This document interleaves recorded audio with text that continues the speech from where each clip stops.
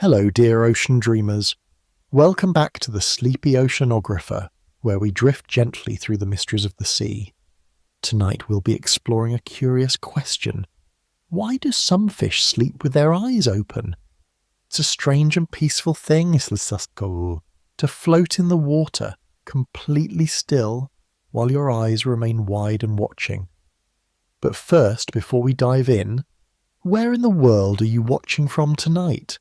Let me know in the comments. Whether you're near the coast or far from the sea, it's lovely to have you here.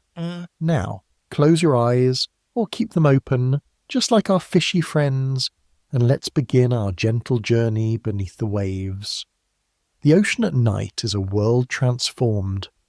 The sun has slipped beneath the horizon, and with it goes the brilliance of the surface.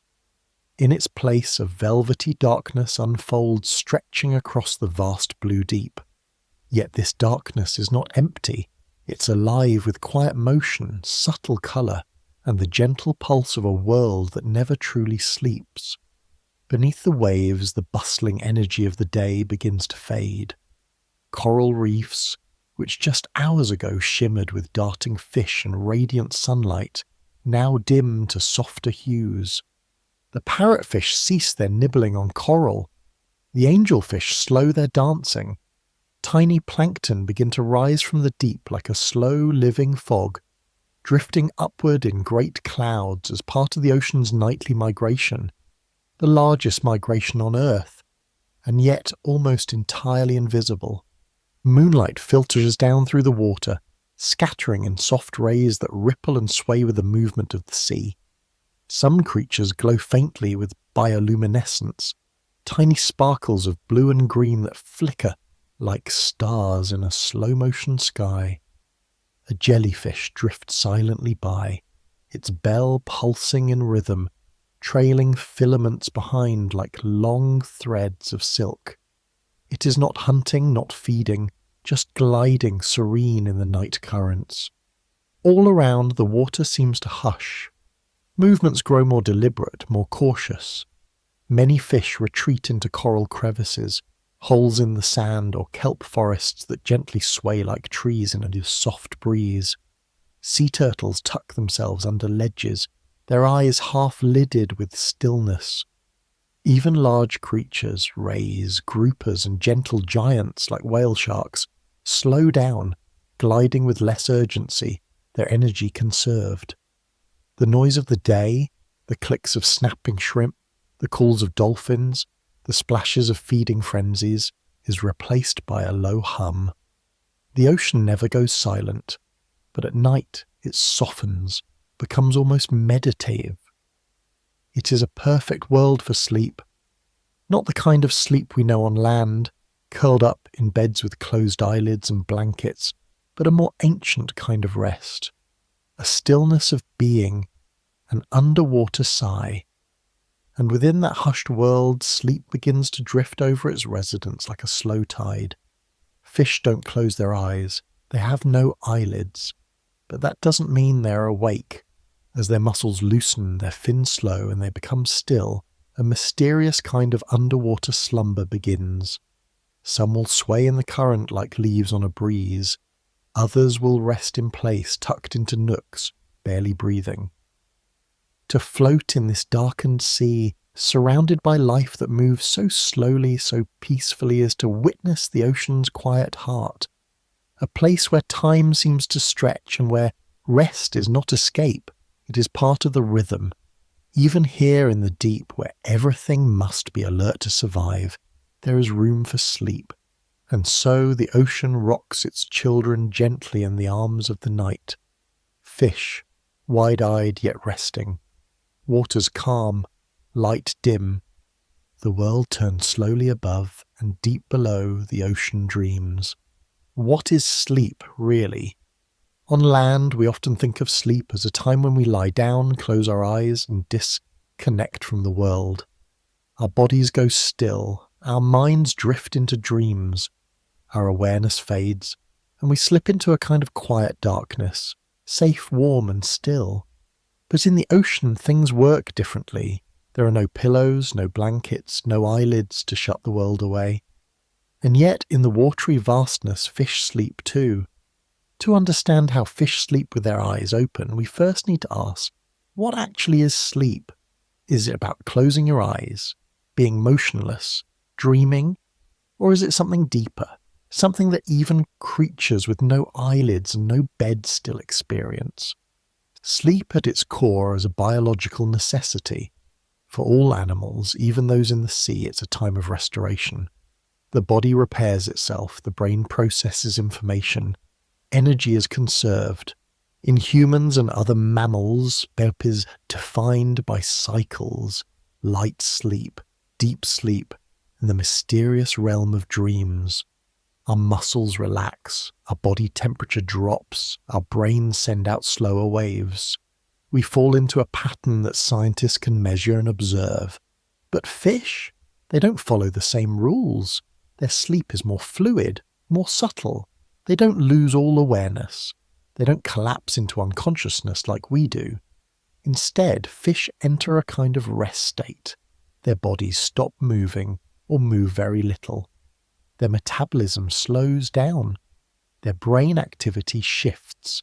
They become less responsive to the world around them, but not completely. Because in the ocean, danger is never far away. Many fish sleep in short bursts, often in response to their environment. If the water is safe, calm and dark, they may rest for longer periods. If predators are nearby or the currents are strong, they might sleep only for a few moments at a time.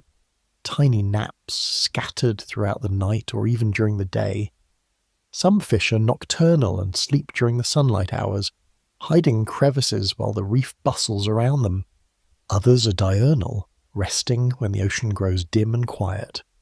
There's no universal definition of sleep for fish, but scientists recognize the patterns: reduced movement, lowered responsiveness, slower breathing, and a kind of behavioral stillness that can last for minutes or hours.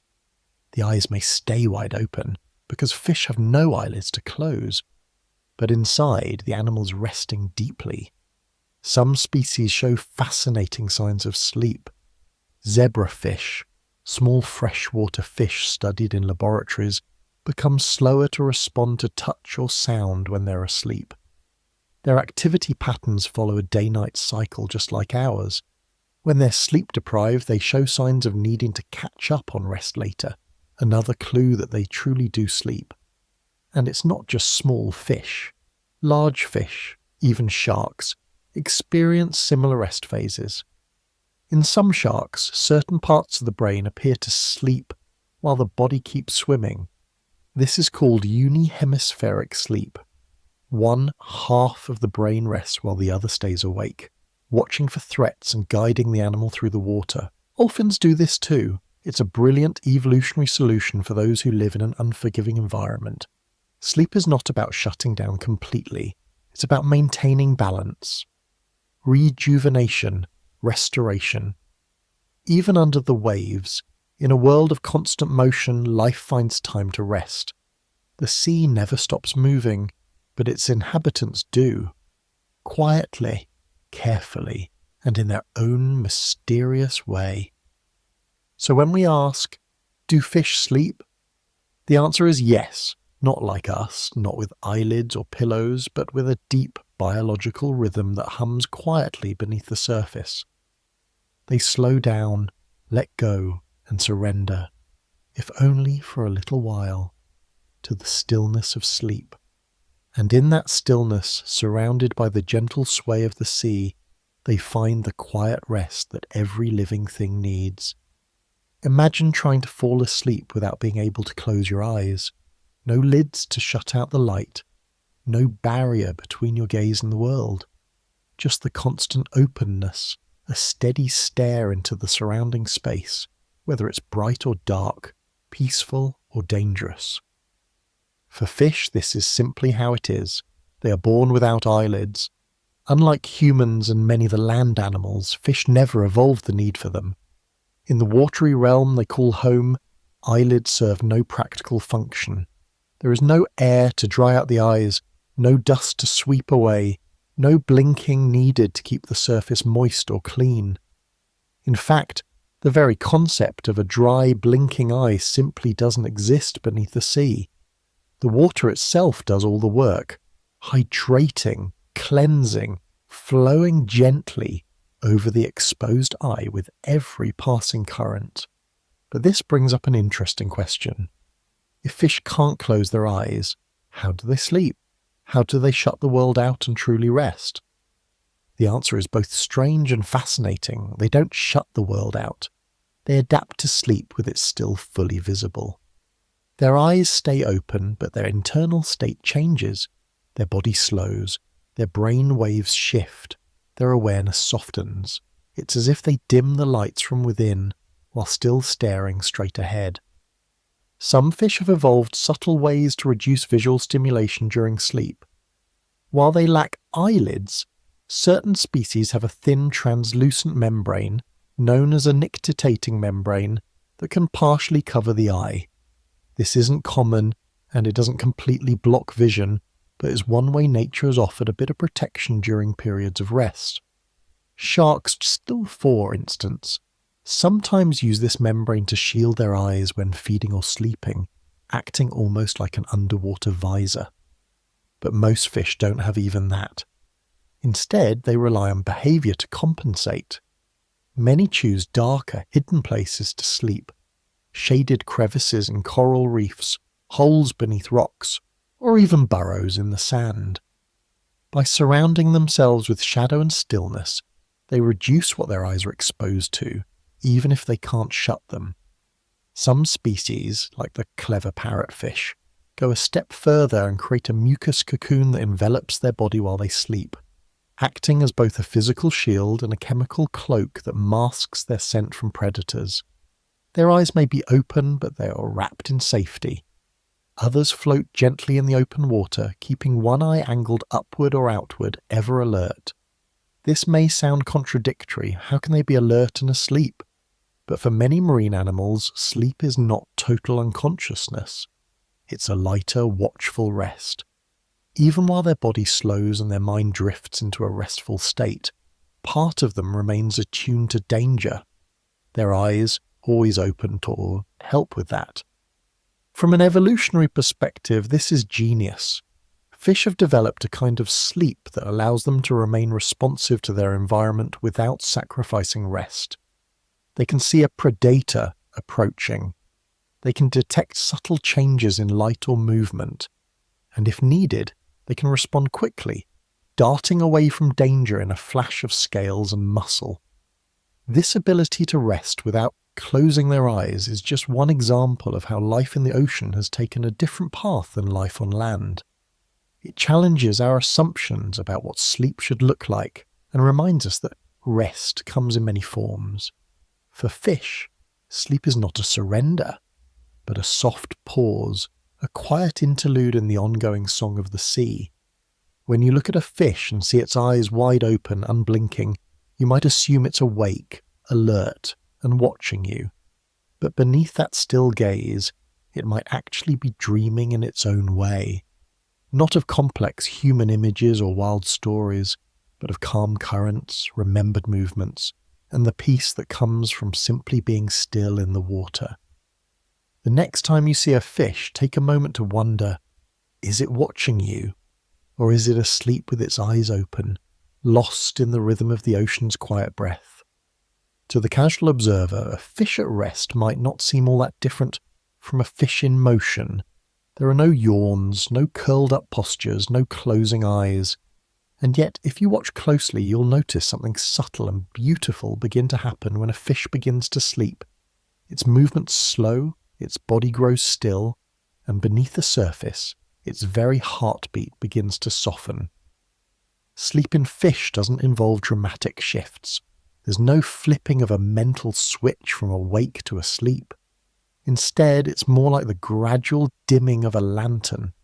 The glow remains, but it becomes gentler, quieter.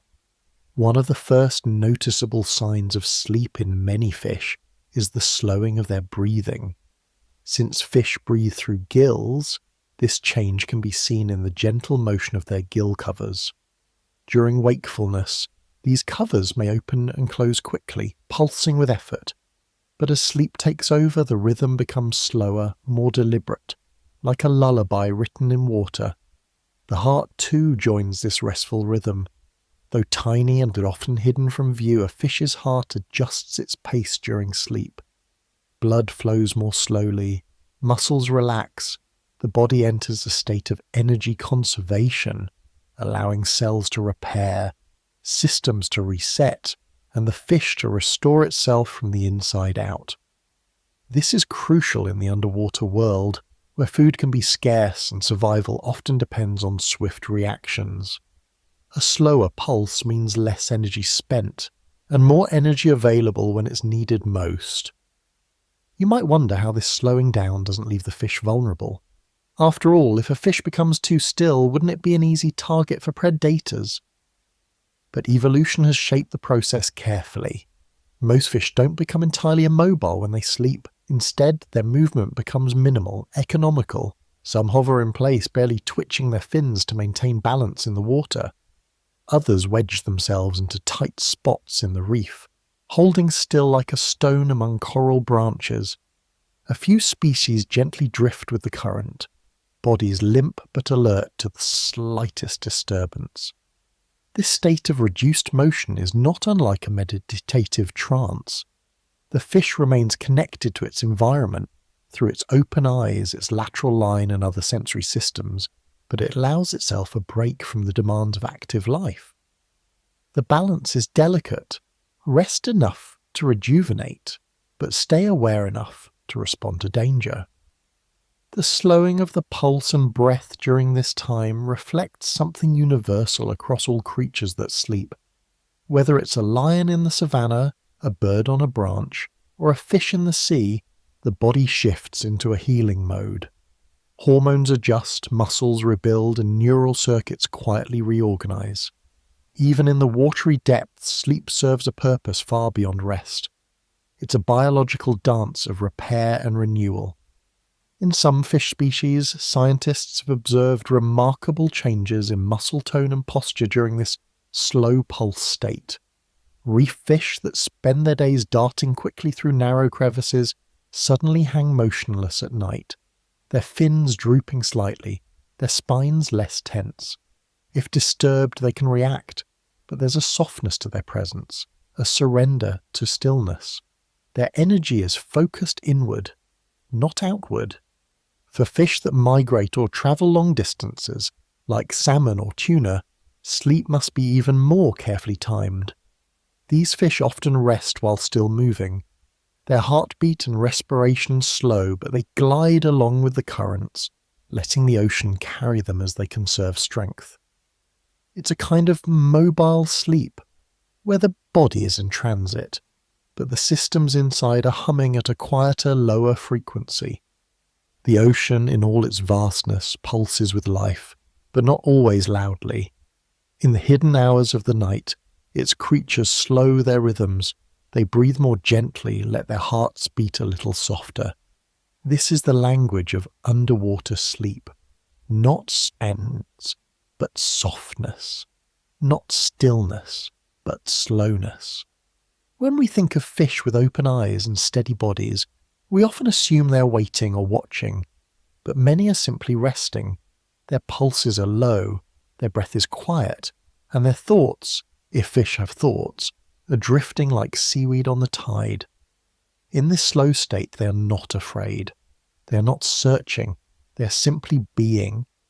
And in that peaceful being, surrounded by the currents and the shadows of the deep, the fish finds its rest. A pulse slowed, a breath quieted, a perfect moment of calm beneath the surface of the sea. As the last traces of daylight vanish from the surface of the ocean, something remarkable begins to happen along the reef. The brilliant colours of the day, the flickering blues, oranges and yellows of darting fish, give way to a quieter, darker palette. The reef no longer bustles with constant movement.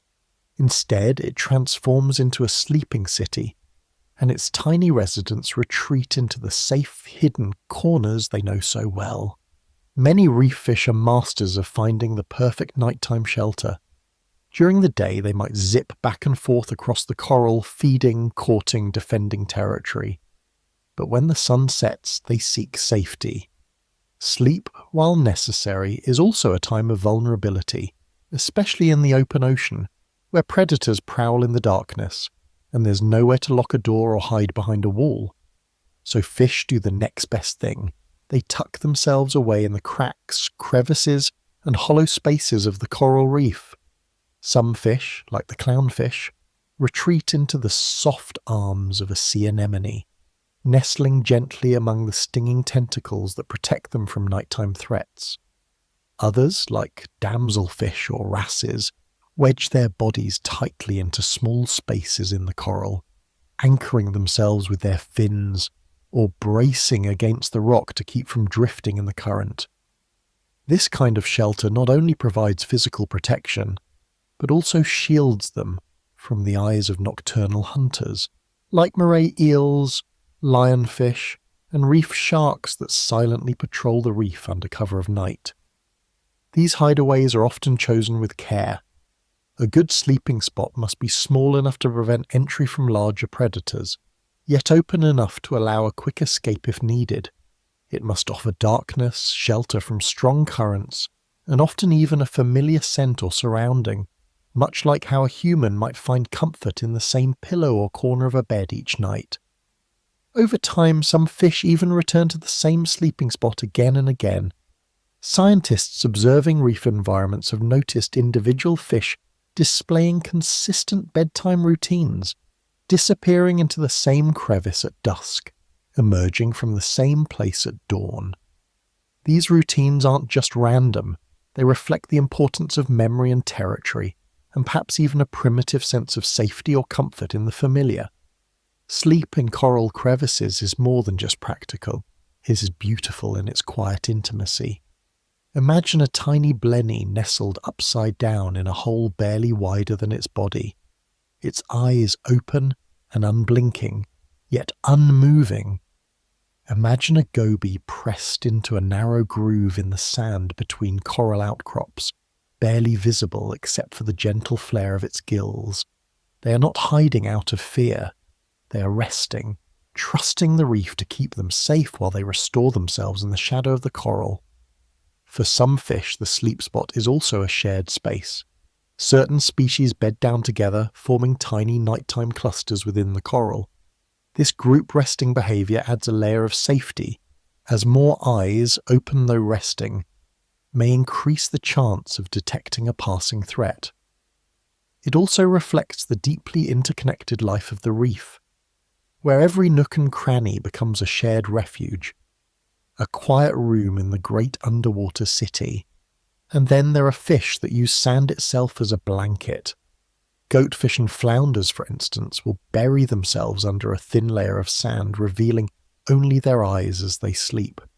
Their coloration shifts, matching the seafloor, becoming all but invisible to the casual observer. Their eyes remain still and unblinking, yet they are at rest, drifting in that in-between state, neither fully awake nor unaware. In the grand silence of the night reef, all of these moments happen in concert, a collective exhale from the day's activity. Crabs scuttle across the substrate, octopuses emerge to hunt, and plankton begin to dance their slow upward ballet. Yet among the chaos, there are still pockets of peace. Reef fish sleeping in their tiny dens, motionless, calm, surrounded by the shapes and textures they've come to know as home. This kind of sleep, pressed into coral crevices, wrapped in the folds of an anemone, or hidden under a dusting of sand, this is a triumph of adaptation. It's nature's solution to an ancient problem: how to rest without being caught, how to recharge in a world where the slightest movement might mean life or death. And so the reef becomes a cradle, its arms wide and patient, sheltering the weary swimmers of the day.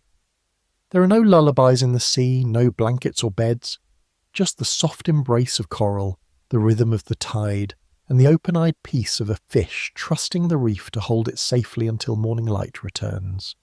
In the open ocean, far from the sheltering arms of coral reefs and rocky crevices, sleep becomes a delicate act of survival. There is no place to hide, no holes to tuck into, no solid ground to rest upon, and yet even here, fish sleep, floating gently in the water, exposed to the vastness around them, trusting in the rhythm of the sea to carry them safely through the night. These are the drifters, the free swimmers, fish like tuna, sardines, mackerel, and countless others that spend their lives in constant motion across the open sea. Some of them swim in enormous schools, moving together like living clouds. Others swim alone, sleek and fast, slicing through the water with a graceful strength. But all of them must, at some point, rest.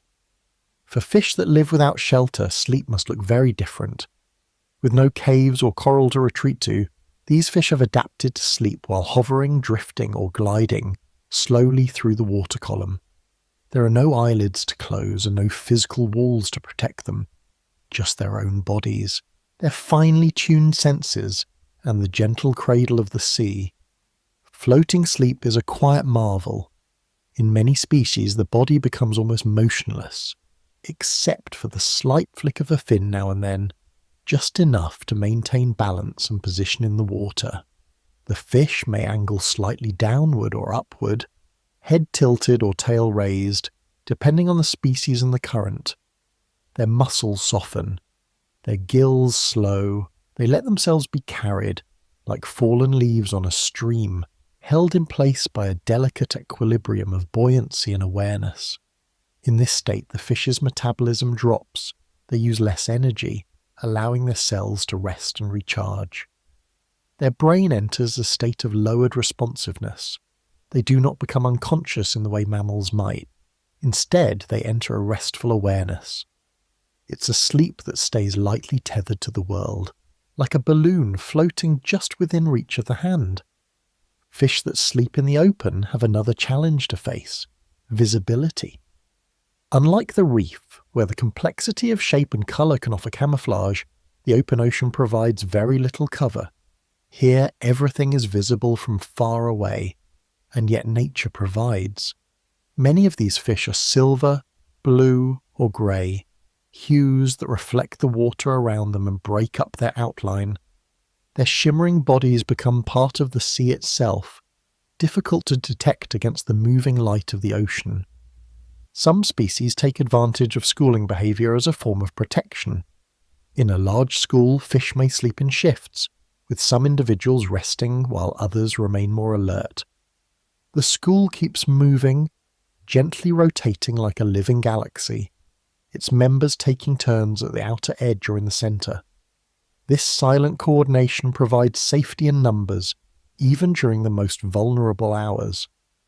Other fish, particularly those that must keep moving to breathe, like certain species of tuna or sharks, face an even greater challenge. For them, motion is life. Without it, water stops flowing across their gills and they cannot take in oxygen. And so these fish have evolved to rest while swimming, entering a kind of swim sleep, where parts of the brain shut down while the body continues its smooth rhythmic movement through the sea. This is known as unihemispheric slow-wave sleep, a phenomenon in which one half of the brain sleeps while the other remains awake. It's been observed in dolphins, seals, and some birds, and it is believed that certain fish may also share this remarkable ability. In this state, the fish never fully lets go. Part of it is always watching, always guiding, always aware, yet still it rests. Imagine a vast, moonlit sea, empty and quiet.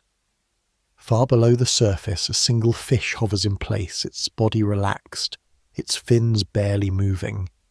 It drifts in the water column, as though held by invisible strings. Its eyes are open, reflecting faint glimmers of starlight from above.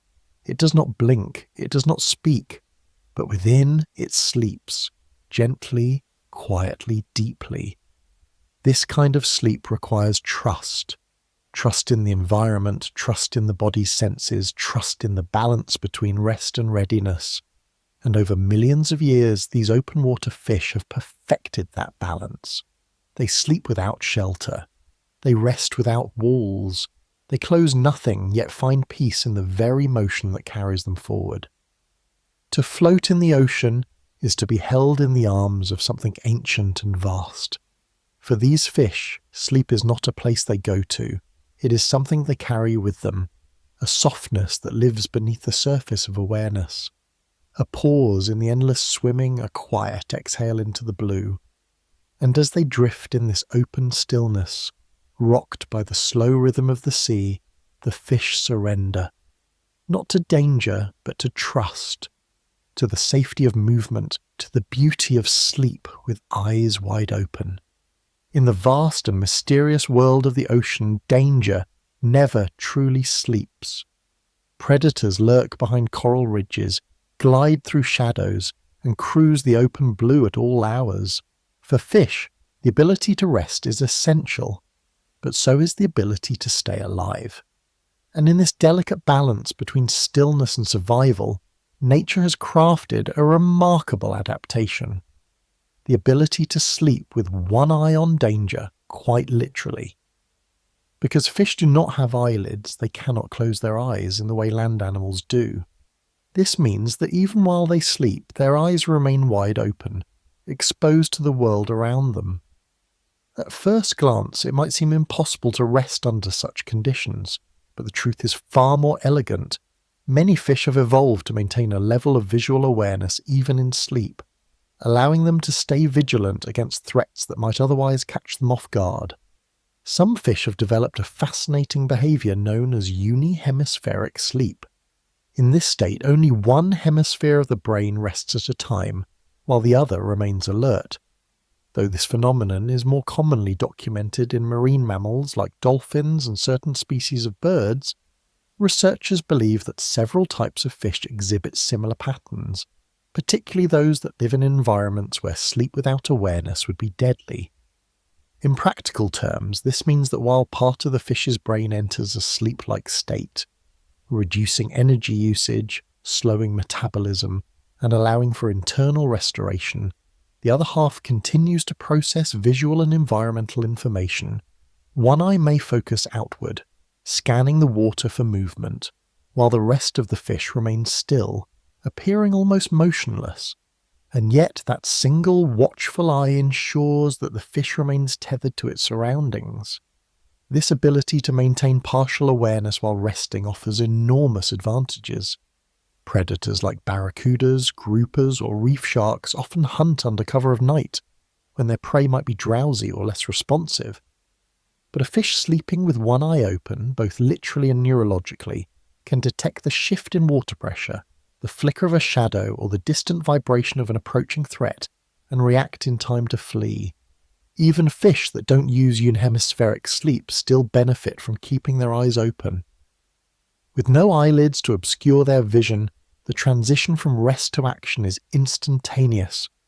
There is no need to wake up in the way humans do. Instead, a fish may move from stillness to escape in a fraction of a second, its muscles firing, its body darting into motion at the slightest hint of trouble. This rapid responsiveness is key to survival in a world where hesitation can mean the end. There's also the evolutionary symbolism of the eye itself, ever open, ever watching. In many human cultures, the open eye represents awareness, insight, and the presence of a deeper wisdom. In the ocean, it serves a more practical but equally profound role. It allows fish to remain present, even in the depths of sleep. It's as if the ocean itself has shaped its creatures to never fully let go of the world, to remain in gentle contact with their surroundings even while resting. Some reef fish take this further by choosing sleeping spots that maximize their line of sight. They may wedge themselves into a crevice that allows for a full view of their surroundings, or sleep angled upward so they can see any movement above. Others, like certain species of parrotfish, rely on their mucus cocoons to mask their scent from predators, but still keep their eyes open to scan for unusual activity. For schooling fish, this open-eyed rest becomes a group effort. Each fish relies not only on its own vigilance, but on the collective awareness of the school. Even if some individuals are in deeper rest, others may notice danger first, triggering a rapid, synchronized response. It is an exquisite form of shared protection, a biological safety net that allows the group to sleep in shifts, all while maintaining a perimeter of watchfulness. From the smallest goby to the largest tuna, fish have learned that sleep in the sea must be flexible, responsive, and ever aware. They cannot afford to drift too far into unconsciousness. Their rest is not about complete escape, but about recovery without detachment, a way to heal while still being ready to move. In this way, the open-eyed sleep of fish becomes a lesson in balance. It teaches us that rest does not always mean shutting the world out. Sometimes it means remaining quietly connected to it, aware, alert, yet calm.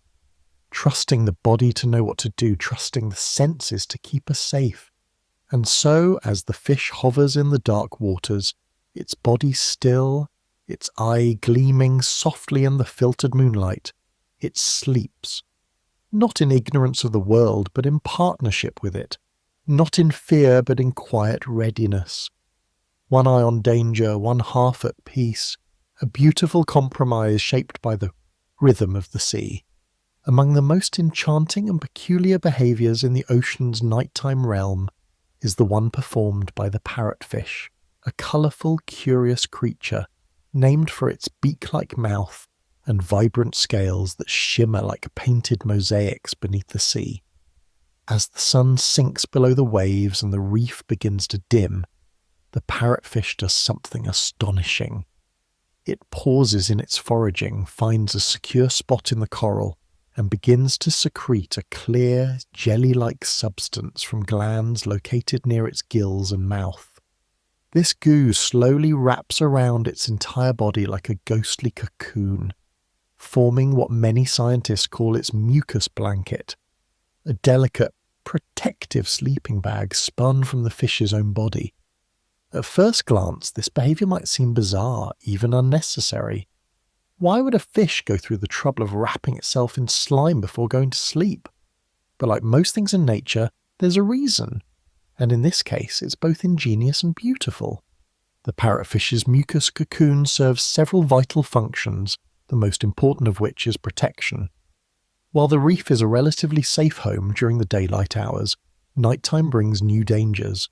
Nocturnal predators like moray eels, reef sharks, and snappers patrol the reef under cover of darkness, their senses tuned to movement, vibration, and especially scent. Many of these hunters rely heavily on smell to locate prey, and this is where the mucus blanket becomes the parrotfish's secret shield. The cocoon acts as a kind of chemical invisibility cloak. It masks the scent of the parrotfish, making it significantly harder for predators to detect its presence. It's as if the fish disappears behind an odourless veil, blending not just into the reef's colours but into its very chemistry. Studies have shown that predators pass right by cocooned parrotfish without noticing them, unaware that a perfectly edible meal is nestled quietly within the coral, inches away. But the mucus bubble does more than hide the fish. It also guards against smaller, subtler dangers. The reef is teeming with life, much of it microscopic and parasitic. Tiny crustaceans, flatworms, and isopods drift through the water, looking for vulnerable hosts to latch onto. For a sleeping fish, these parasites are a constant threat. The mucus barrier provides a literal buffer between the fish's skin and the water around it, deterring many would-be invaders from latching on or feeding during the night. Incredibly, some scientists believe that the mucus may even contain antimicrobial properties. That means it not only keeps out physical parasites, but may also help protect the fish from infections and bacteria that are more likely to enter the body while it rests. This makes the mucus cocoon not just a bed, but a kind of healing chamber, a soft shield that guards and nurtures the fish through the most vulnerable hours of the night. And yet this behaviour is not permanent. Come morning, the parrotfish stirs within its cocoon, slowly waking as the reef brightens with new light. It emerges from its protective bubble and simply swims away, leaving behind a soft, drifting sheath of mucus that dissolves into the water. There's no waste or clutter.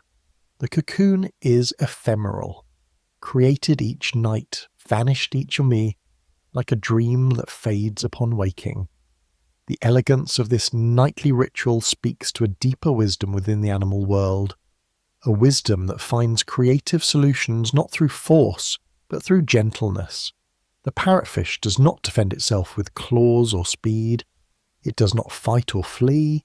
It simply wraps itself in peace, creates a protective space from within, and allows the world to pass by while it rests in stillness. This behaviour also invites a sense of wonder about the ocean itself.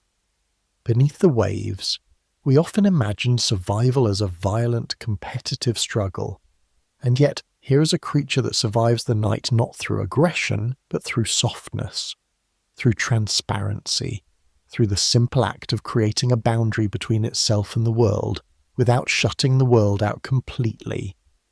The mucus cocoon is not just a biological tool, it is a symbol of sleep as sanctuary, of vulnerability transformed into safety, of rest protected by the quiet work of the body itself. And in this, the parrotfish becomes a kind of underwater poet, one that speaks not with words but with slime, stillness, and an open-eyed trust in the rhythms of the reef. As night falls once more and the moonlight sifts gently through the water, the parrotfish returns to its sleeping spot. It spins its cocoon slowly, deliberately, as if making a promise to itself and the sea, that even in a world of predators rest is possible, that even without eyelids one can find shelter, that in a realm where everything is in motion, peace can be something we create for ourselves, one breath, one bubble at a time. Sharks have long captured the human imagination, sleek, powerful, and perfectly built for life in the ocean. We often think of them as relentless hunters, always in motion, never resting. And for many species, this perception holds a strange and fascinating truth. Some sharks can't ever stop swimming, not even to sleep. But this doesn't mean they don't rest. In fact, the way sharks sleep is one of the most mysterious and awe-inspiring adaptations in the animal kingdom. Sleep, for most creatures, involves stillness, a time when the body becomes motionless and the senses are turned inward. But for many species of sharks, stopping altogether would mean suffocation, unlike many bony fish that can pump water over their gills while stationary.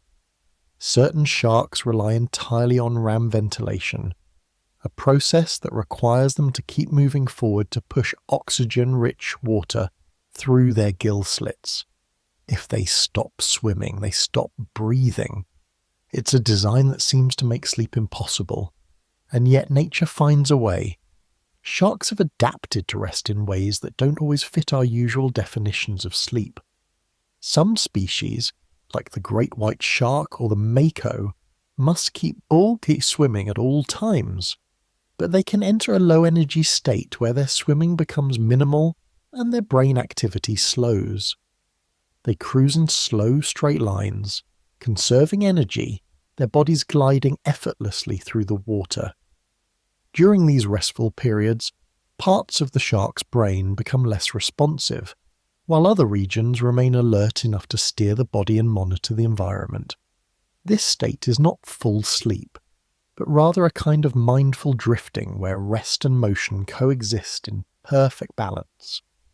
Other shark species, such as the nurse shark and certain reef sharks, are able to breathe while lying still on the seafloor. These sharks have developed buccal pumping, a technique where they actively draw water into their mouths and over their gills by rhythmically moving their cheek muscles.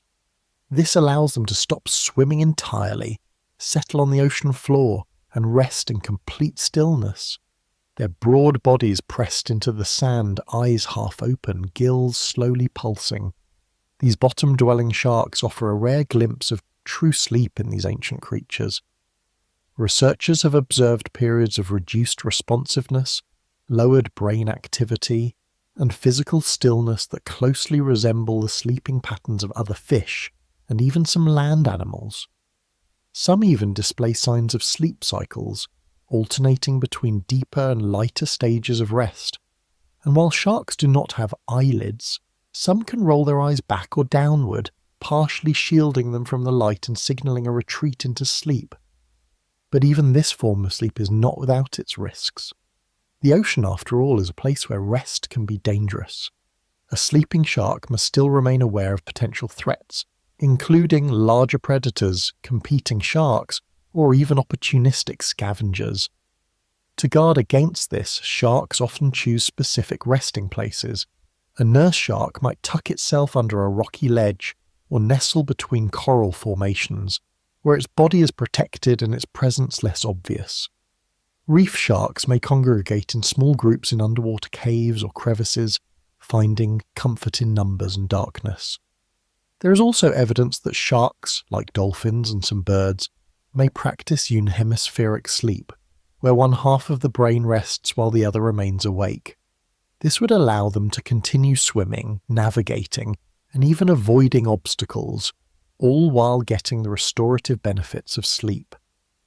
Though this phenomenon is still being studied in sharks, early research suggests that it may be more widespread among aquatic animals than once thought. Interestingly, the idea that sharks never sleep has persisted in popular culture, but it likely stems from a misunderstanding of their constant motion. The truth is far more nuanced and intriguing. Sharks do sleep, just not like we do. Their sleep is fragmented, adaptive, and perfectly suited to their environment. It's a sleep that honours both the need for rest and the demands of survival. Sleep for a shark is not a break from being a shark. It's part of being a shark. It happens on the move, with eyes open, in full awareness of the water flowing past their gills. It happens in caves, under ledges, on the ocean floor. It happens in stillness and in motion, in solitude and sometimes in the company of others. And it happens in a way that has allowed these creatures to thrive for over 400 million years, long before humans even walked the earth. In the stillness of the sea, as moonlight filters down and the currents whisper through the deep, a shark moves slowly through the water. Its tail sweeps in slow, deliberate arcs.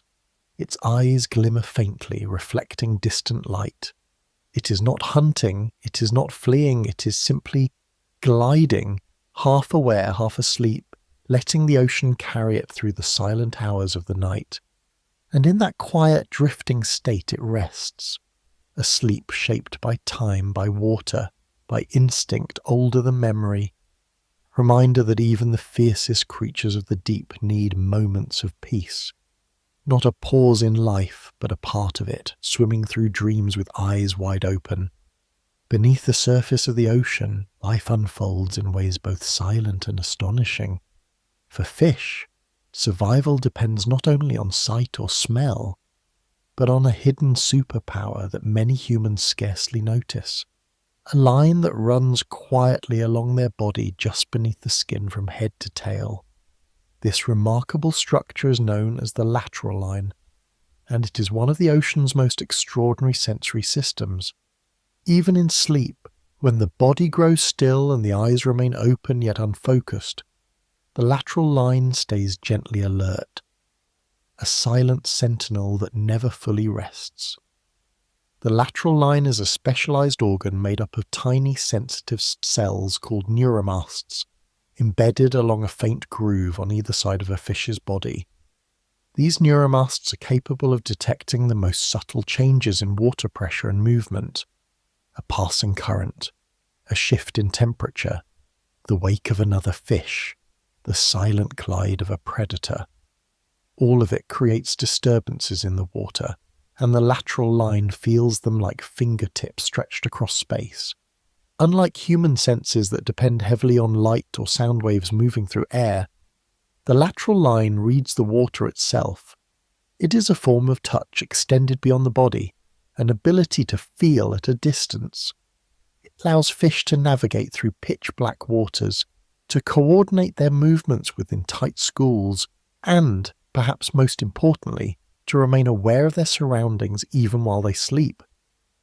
In the stillness of rest, when muscles are relaxed and movement is minimal, the lateral line continues to hum with activity. It scans for changes. It watches in its own quiet way. For a fish, this means that even in a sleep-like state, it retains a subtle awareness of the world around it. A predator swimming too close, a shifting current, the sudden tremor of something not quite right. These disturbances ripple through the water like invisible waves, and the lateral line captures them instantly.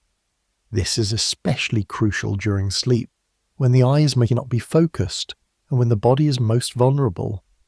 With the lateral line, the fish gains an extra layer of security, a way to remain tethered to its environment without being fully awake. It's a delicate balance between rest and vigilance, a sensory lifeline that keeps the fish connected to the ocean even in its most peaceful moments. In schooling species, the lateral line plays another vital role. It helps individuals maintain perfect spacing and coordination with their neighbours, allowing hundreds or even thousands of fish to move as one, like a shimmering ribbon of life. During rest periods, especially in species that sleep together in loose groups, the lateral line allows fish to stay in touch with each other, sensing small shifts and changes in the school's position without the need to move or communicate directly. It is a shared sense, a way of belonging to the group, even in sleep.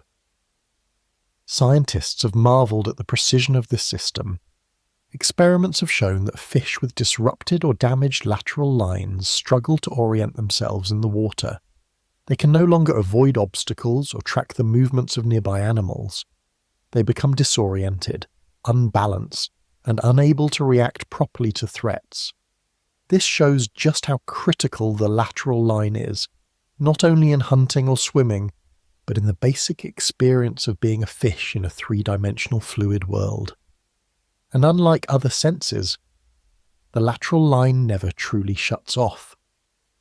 Even when the fish's brain has slowed down, even when its heart beats gently and its body remains still, this sensory system continues to relay information.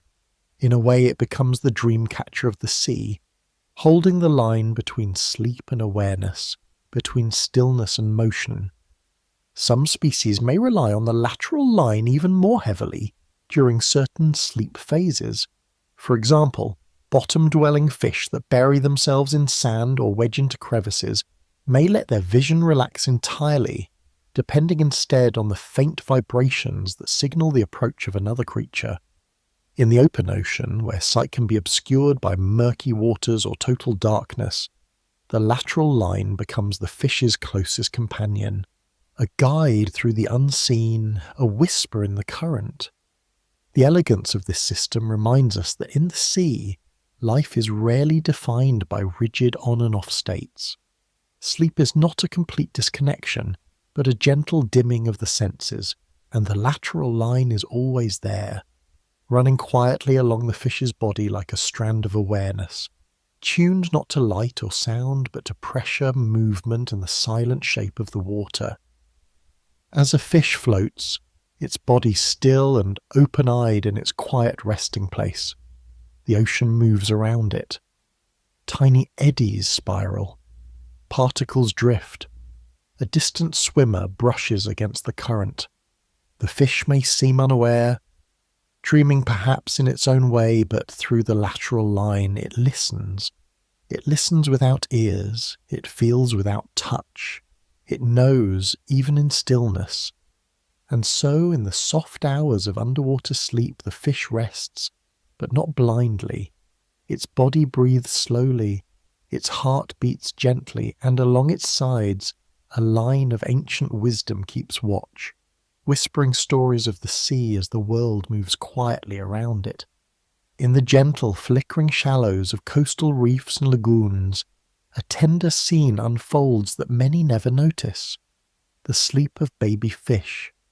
These tiny, delicate beings, often no larger than a fingernail, inhabit a world filled with both wonder and danger. Every moment of their young lives is shaped by growth, discovery, and the urgent need to survive.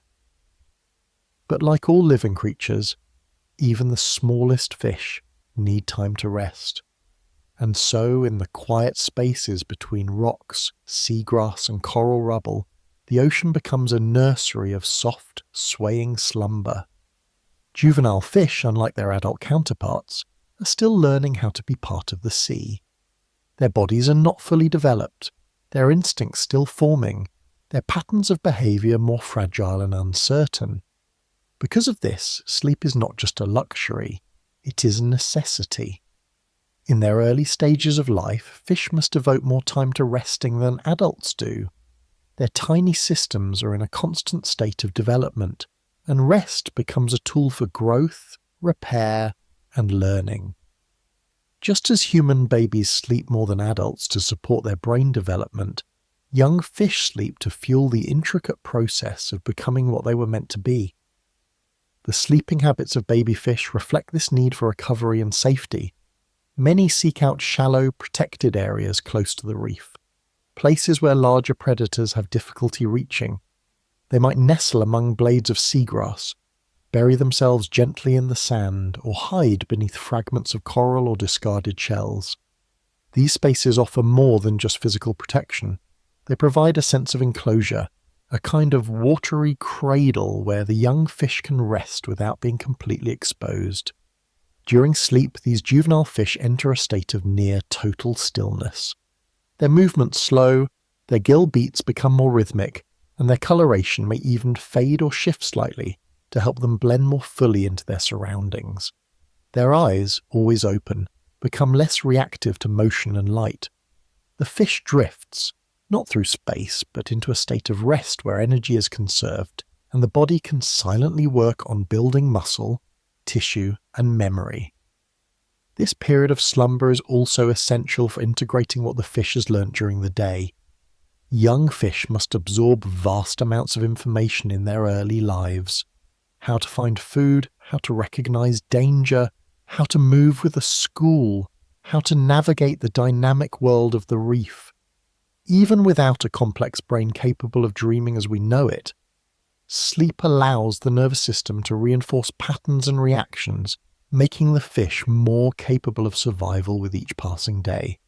But sleeping as a baby fish is not without risk. The ocean is full of eyes, sharp-eyed predators that would happily make a meal of such an easy target. To defend themselves, many juvenile fish have evolved remarkable camouflage. Some take on the colour and texture of the sand beneath them. Others mimic the appearance of leaves, twigs, or coral fragments. A few species have spots or stripes that break up their outline, making them harder to see in the ever-moving dapple of light that filters through the water. Some baby fish, especially those that live in schools, may also sleep near others of their kind. There is safety in numbers, even in rest. When grouped together, the collective presence of the school creates a protective effect. The chances of being singled out by a predator are reduced, and subtle movements among the group can act as early warnings if danger approaches. For these tiny swimmers, sleeping together is both comforting and wise. Even species that lead solitary adult lives may find companionship during their youth, especially at night. Tiny gobies, for instance, often share sleeping spots in close quarters with their siblings or peers, huddled together beneath a stone or within the crevice of a coral head. There is a quiet intimacy to this behaviour, a sense of warmth and shared vulnerability that softens the often harsh realities of ocean life. The rhythms of sleep in baby fish also tend to align closely with environmental cues. Many rest during the night, when the darkness offers greater concealment. Others, especially those that inhabit murkier or more turbid waters, may adopt brief napping patterns throughout the day, slipping into stillness whenever the opportunity arises. Their sleep is adaptive, flexible, and responsive to their immediate needs, a reflection of their tender position in the food chain. As the days pass and the fish grow, their sleep begins to shift. They become more efficient in their rest, sleeping less often and in shorter bursts. Their confidence in the water increases, their swimming becomes more precise, and their senses more attuned. The nursery grounds of their youth, the tide pools, the seagrass meadows, the coral rubble, may eventually be left behind for deeper waters or more complex territories. But the patterns of rest they learned in these early days remain, etched into their behaviour like a song remembered from childhood. The sleep of baby fish is easy to overlook. It happens quietly beneath stones and inside shadows, far from the bustling displays that usually capture our attention on the reef. But it is a vital, sacred time, the ocean's soft lullaby to its youngest children. In these moments of rest, where time slows and the currents rock them gently like a cradle, the smallest fish are being shaped by the sea. Their muscles grow stronger, their instincts deepen, their bodies remember what the mind cannot yet name, and when they awaken, they are just a little more ready for the vast, beautiful and dangerous world waiting for them. Tiny, unblinking and full of quiet determination, they swim forward, carrying with them the silent gifts of sleep. In the deep, dark reaches of the ocean, sunlight never arrives. These zones, far below the surface, sometimes thousands of meters down, are shrouded in eternal darkness. Here, beneath the twilight and midnight layers, the rhythms of life are shaped not by the sun, but by something else entirely. And when it comes to sleep in these lightless regions, the rules change. The very concept of night and day loses meaning, and fish must find their own ways to rest in a world where time is no longer measured by light. In the upper layers of the ocean, the rising and setting of the sun are strong cues for behaviour. Fish wake as the water glows with morning light, they hunt and feed during the brightness of day, and they retreat to rest when darkness falls. This cycle, the circadian rhythm, is deeply ingrained in most animals, including fish that live closer to the surface. But in the deep sea, where the sun's rays cannot penetrate, creatures live in perpetual night.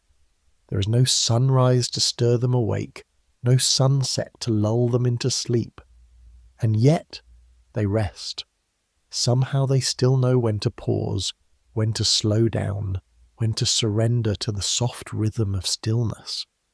Scientists believe that even without sunlight, many deep-sea fish have evolved their own internal clocks. These internal circadian systems are likely influenced by other cues: changes in water pressure, shifts in temperature, tidal movements, or even subtle vibrations from migrating animals above. In the absence of a visible sky, these fish may tune themselves to the slow dance of the ocean itself, sleeping not according to hours on a clock, but according to the pulse of the sea. Some species that live in the mesopelagic zone, the so-called twilight zone, experience faint glimmers of light from above and may still show some patterns of day and night behaviour. But as you descend deeper into the bathypelagic and abyssopelagic zones, all natural light disappears. Here, in the true midnight of the ocean, many fish have evolved bioluminescence, the ability to produce light from their own bodies. But this light is not bright enough to mark time in the way the sun does. Instead, it flickers in brief signals, used for communication, camouflage or hunting, and does little to guide rest. Yet even in these extreme environments, fish exhibit signs of sleep. They hover motionlessly in the water, conserve energy, and show decreased responsiveness to external stimuli. Their movements slow, their metabolic rate drops, their hearts beat more gently. It is not the kind of sleep we understand on land, but a sleep tailored to the immense silence and pressure of the deep sea. These fish may sleep for longer periods at unpredictable times, or in short, scattered intervals that defy the neat cycles we are used to. Their rest is fluid, responsive to a world that shifts not with light, but with depth, current, and vibration. Consider the dragonfish, a long, slender predator that glides through the deep with its own tiny light dangling from its chin. When it sleeps, it may simply drift motionless, its body hanging in the water column like a ribbon on the breeze. There is no cave to retreat to, no rock to lie upon, only the endless dark water. Yet in that suspension it finds rest. Nearby a gulper eel might curl into a loose coil, conserving energy in the most absolute stillness imaginable. Its strange oversized mouth, so fearsome in motion, now slack and quiet. It is not hunting, it is simply resting, invisible in the ink. And while many deep-sea fish are solitary, some species do cluster together in the darkness. These loose groupings may offer safety through shared awareness, even if visual signals are useless. Their lateral lines, those pressure-sensitive channels along the body, may help them sense each other's presence and stay loosely synchronized. This may extend to sleep as well, a communal awareness that ensures that not all are resting at once, that someone is always feeling the water for movement, keeping watch. Sleep here is not a pause between light and dark. It is a rhythm within silence, a deep biological knowing that even without the rising sun or falling dusk, the body must take time to repair. In the crushing pressure of the abyss, where food is scarce and movement is costly, sleep becomes an essential strategy for survival. It is not a time to dream, it is a time to conserve, to restore, to prepare for the next slow hunt. There are fish here that may live for decades, rarely rising or falling in the water column. Their world is ancient, unchanging, and quiet beyond comprehension. In such a world, sleep takes on a sacred quality. It is the ocean's most private moment, hidden from view, unwitnessed by any eye except, perhaps, another deep-dwelling companion floating nearby, equally still. These fish teach us that sleep is not about darkness, because darkness alone is not enough. It is about rhythm. It is about surrender, about finding harmony with the world, whether that world moves with sunlight or not. Even in a place where the sun has never shone, the need for rest remains, woven into the very fabric of life. So the deep sea sleeps not in silence but in softness, not in stillness but in slow drifting motion. Time does not matter here. Light does not matter. Only the pulse of the body, the hush of the water, and the ancient whisper that says, "Rest now. There is nothing to see but everything to feel." Even in the deepest darkness, sleep finds a way. When the light above the reef begins to fade and the water cools into evening blues, entire communities of fish make their slow transition from the bustle of day to the calm of rest. You can feel it before you see it. The tempo of the reef shifts, currents settle, and what were once scattered individuals begin to draw together. Bodies that spent the daylight weaving, feeding, and defending territory now drift side by side, aligning in loose currents of silver, copper, or translucent glass. Group sleep is not a rigid ritual with a start and stop. It's a gradual softening, a collective exhale. Hundreds, sometimes thousands, of small lives ease into stillness together, and in that togetherness they find safety. Sleeping in a group solves one of the ocean's oldest problems: how to rest without being eaten. A lone, motionless fish is an easy meal. A cluster of fish, however, is confusing. Predators must choose, comet, and strike through a shifting cloud of bodies that can scatter in an instant.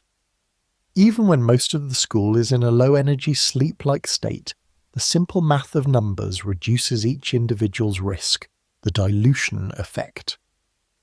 If something does go wrong, the odds of you being the one taken drop dramatically when you're surrounded by others of your kind, but the benefits go beyond statistics. Group sleep allows for distributed vigilance. Not all fish in an aggregation rest equally at the same time.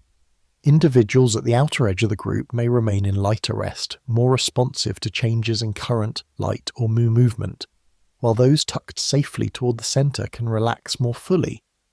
Roles are fluid, positions shift through the night like slow breathing. Over minutes or hours, fish rotate from edge to interior and back again, sharing the burden of alertness without any formal agreement. An emergent rhythm shaped by instinct, current and subtle sensory cues. On coral reefs, this behaviour can be seen in grunts, soldierfish, squirrelfish, cardinalfish, and many others that retreat by twilight into shaded ledges, branching corals, or cavern mouths. During the day, these species may hide and rest. At night they emerge to feed, or the reverse, depending on the species. What matters is the pattern. Clustered bodies, oriented in similar directions, hovering inches from each other with astonishing precision. Their fins make tiny corrective flicks to maintain spacing. Their eyes remain open but unfocused. Their gills pulse slowly. To watch them is to see a living tapestry held together by invisible threads. Those threads are not mysterious. The lateral line, that pressure-sensing organ running along the length of the body, helps each fish feel micro-eddies created by its neighbours. Even while resting, the school stays loosely stitched by the flow of water around every fin and scale. If one fish twitches or adjusts, the disturbance passes through the group as a ripple. Nearby fish compensate without waking in the way mammals do. This allows the aggregation to remain cohesive while most of its members are conserving energy.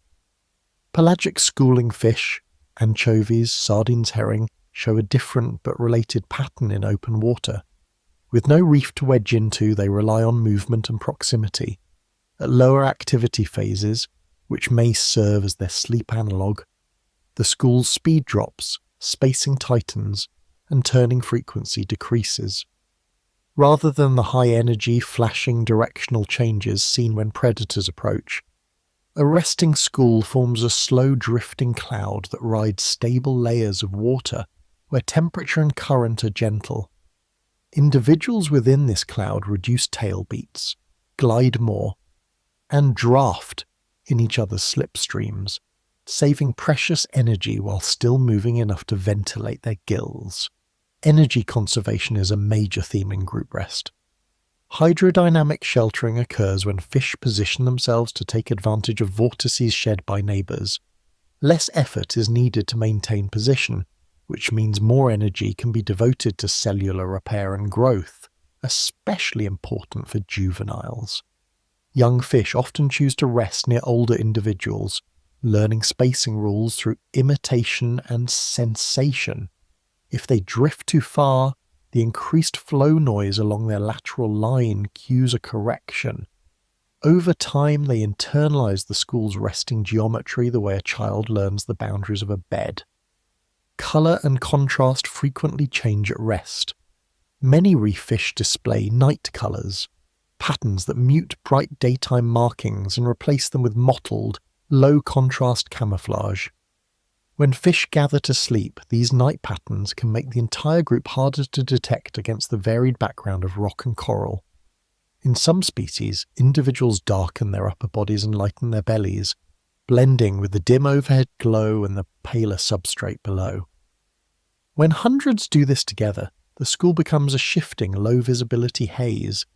Some group-resting fish employ chemical strategies as well. Subtle mucus layers, shared shelter scents, or the protective cocoons spun by species like parrotfish can influence the microenvironment of a sleeping cluster. A predator following chemical trails may find the scent signature blurred, masked, or confusing when multiple fish rest in a confined space. Add to this the dilution of hydrodynamic cues, the chaotic overlay of many tiny gill pulses and fin flicks, and the sleeping aggregation becomes difficult to single out. Communication during group rest is quiet but effective. A sudden disturbance, the brush of a hunting eel, the pressure wave of a passing shark can trigger a cascading startle response. One fish flares its fins or bolts, the pressure pulse travels, neighbours react, the entire school explodes outward like fireworks. Because most individuals are in light rest rather than full unconsciousness, the latency between stimulus and response is short. The school's escape feels choreographed, though it is simply each fish reacting to its nearest neighbours in milliseconds. Not all group sleep happens in darkness. In high-latitude summers or shallow lagoons, light may linger late into the evening. Fish still aggregate to rest, using shade patches cast by overhangs, kelp canopies, or even ship hulls.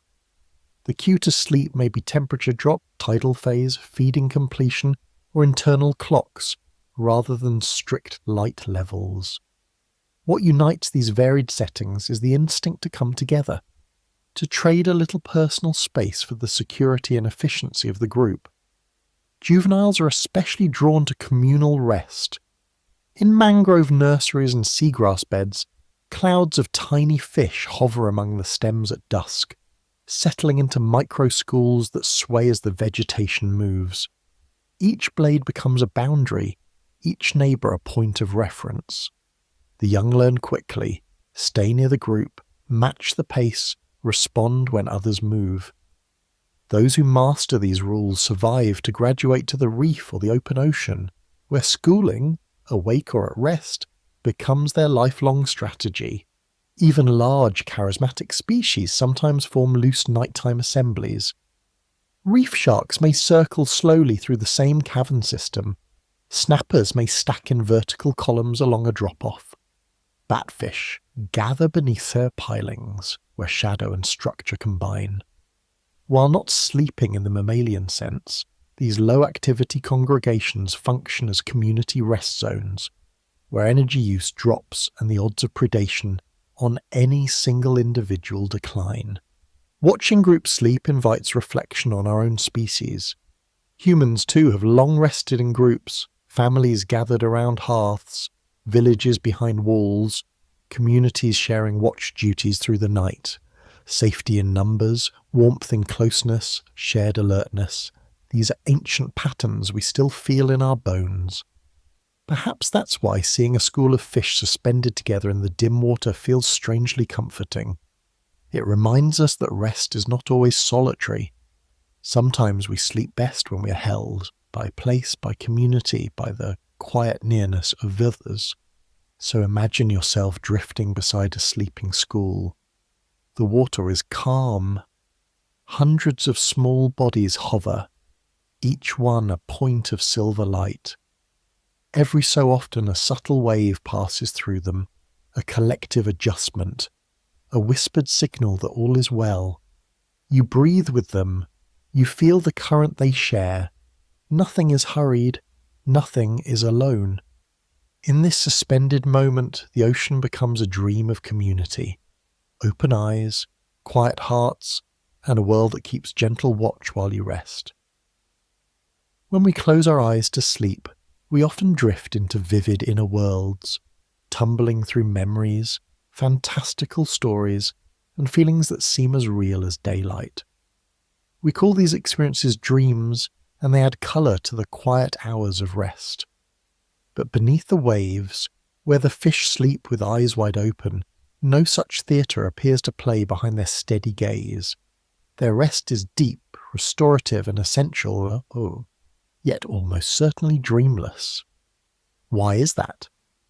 At its core, dreaming in humans and many mammals is most closely linked to a stage of sleep called rapid eye movement, or REM. During REM sleep, our brains light up with activity resembling wakefulness. Our muscles go slack and our eyes flicker beneath closed lids as we watch the movies of the mind. Birds exhibit REM. Some reptiles appear to show it in simpler form, and a handful of mammals such as dolphins combine REM-like brain patterns with unihemispheric sleep.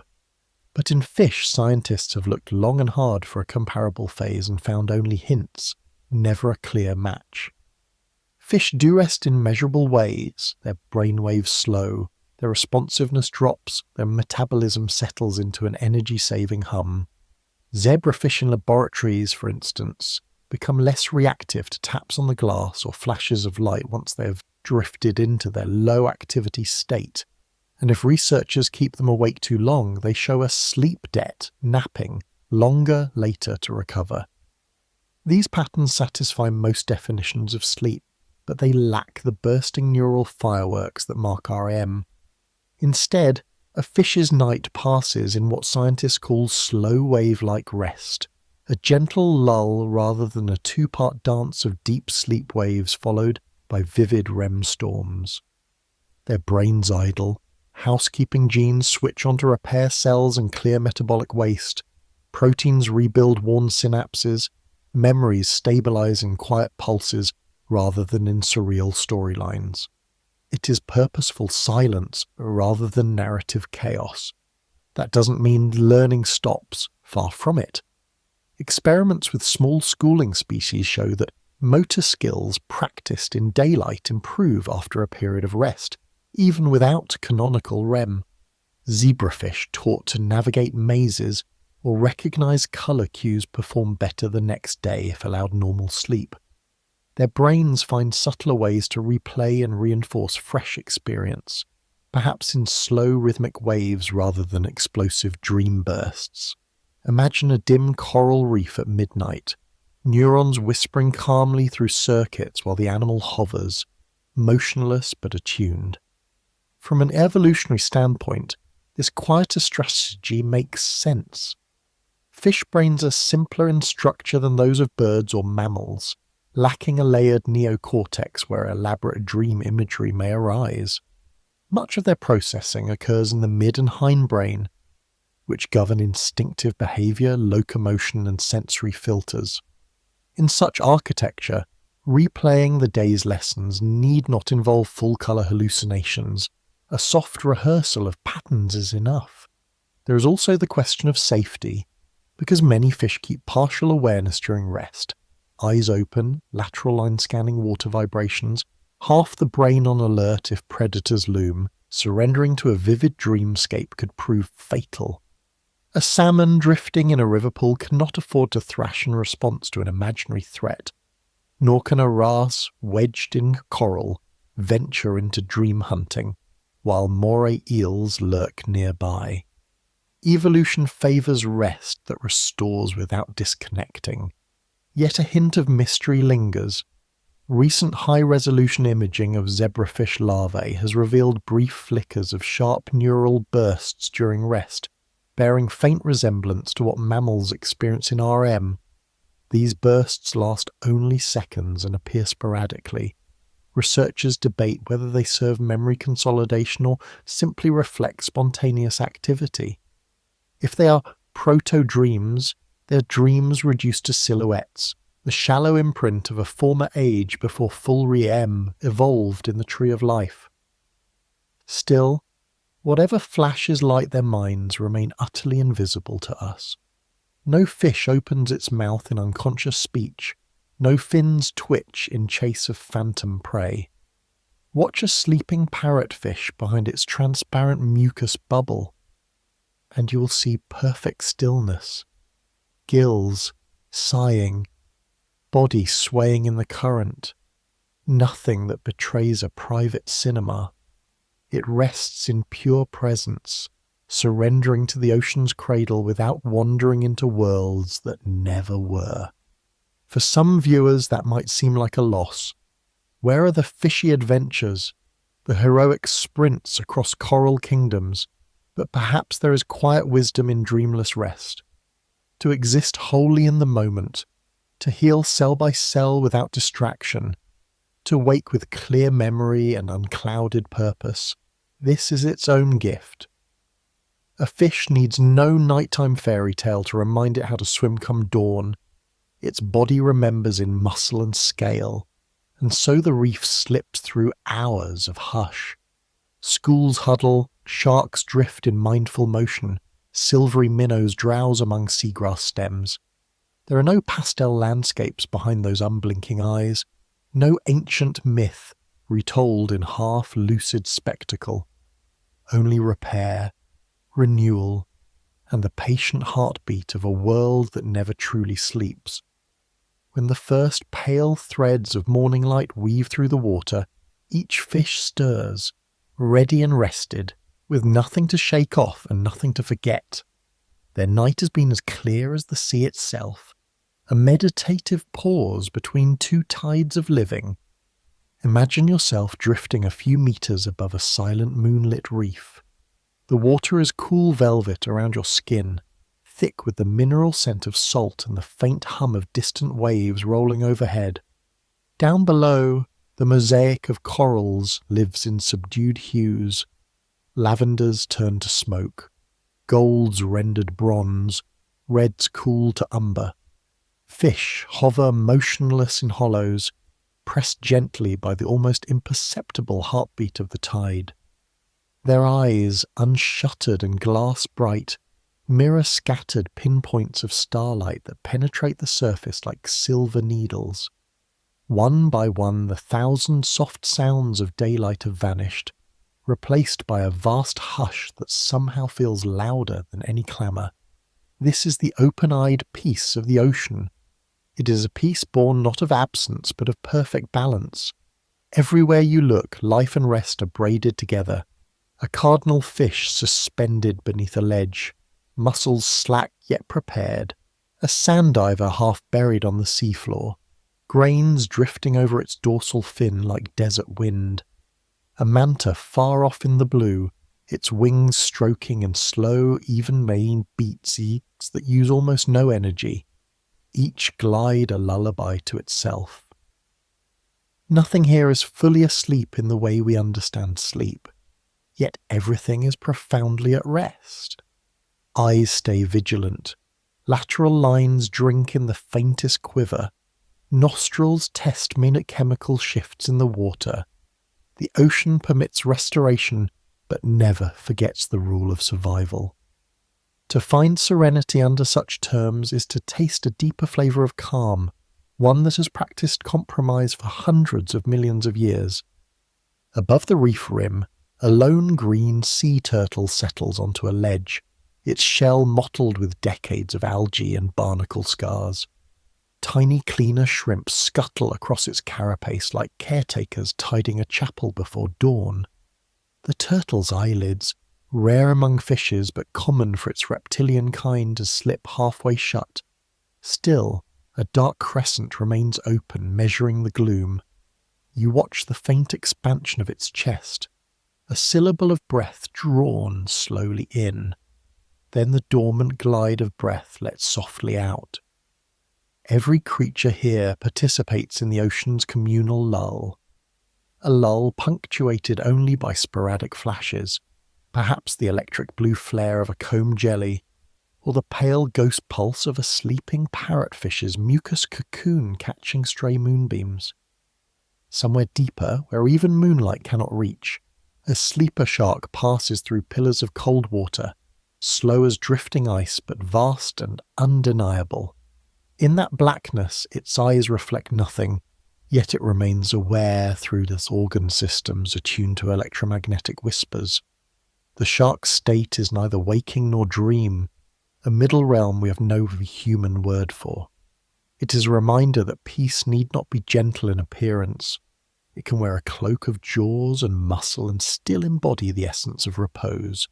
Farther off, a school of flashlight fish lingers by a drop-off, belly lights guttering in rhythmic intervals. Each pulse of bioluminescence defines the location of a neighbour, allowing the group to hold its shape in the surrounding ink. They drift like a constellation freed from the sky, writing poems of turquoise and jade onto the current. Between blinks, absolute darkness reigns for a heartbeat, a darkness so unbroken that you can feel your own thoughts brightening like sparks against it. When the lights flare again, you realise the fish haven't moved much at all. Stillness framed by glitter. Here, peace gleams and then recedes, reminding itself to breathe.